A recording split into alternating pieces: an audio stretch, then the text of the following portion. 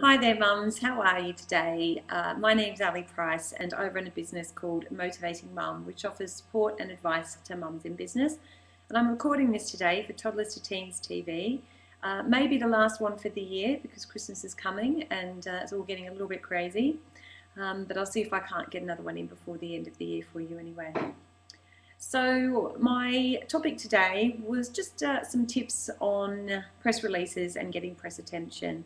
There's a lot of mums put a lot of pressure on themselves to try and get noticed by the press, and it can be quite a tricky topic. So the first thing that I wanted to cover off was the press release itself.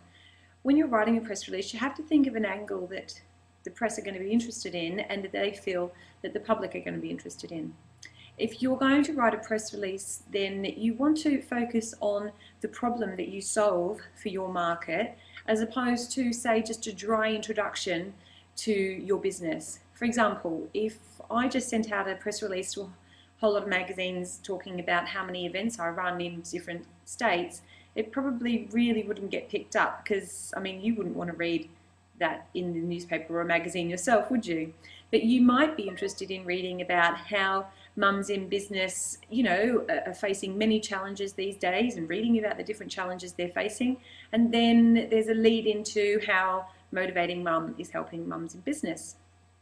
That would be a much more interesting topic and probably something you would be more likely to read in a magazine. So think of it that way when you're putting the press release together for your business. The next thing is that if you've never written a press release before and you're worried about putting it together correctly, there is loads and loads of information on the internet. All you need to do is just Google how to write a press release. However, if you still don't feel comfortable, I have a fantastic mum mentor who helps mums with DIY PR, and she would be able to talk you through how to do it. Or alternately, another really, really great way of getting it done is just getting it professionally written. Just putting a shout out on Facebook or Twitter, or you can ask me for a contact, I know plenty, of a mum who might be able to help you write a press release. And then once you have that press release, you could use that template for further press releases yourself. The next thing I would recommend is it's great to do the scattergun approach and send it out to many, many, many publications, but you're probably not going to be able to follow up on all of those because of time.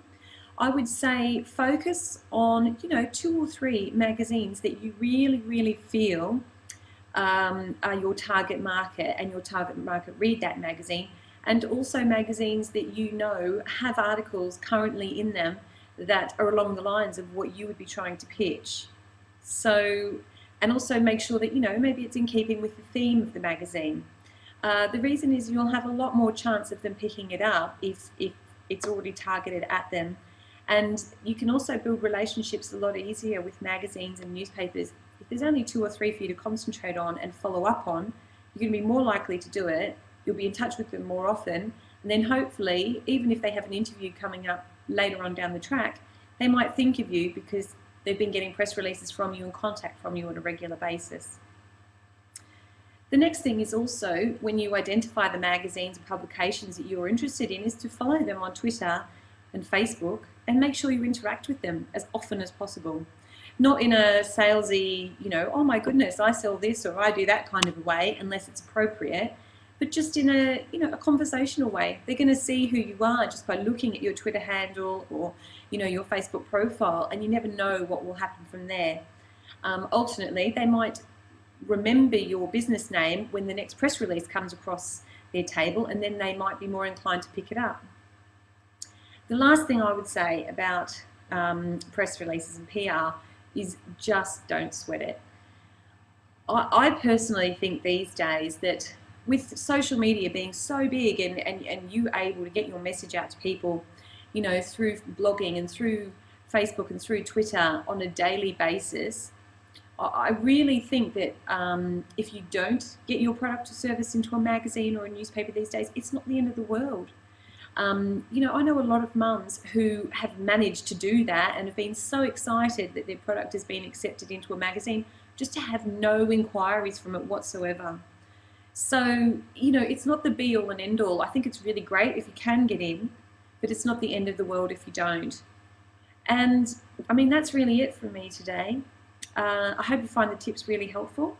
As always, if you have any questions or any worries, you'd like to run by me, you can always contact me on my contact page. And my Mums Forum is always there for any help for mums. It's www.motivatingmum.com/mums-forum. Have a great Christmas, everyone, and I will see you in the new year. Bye.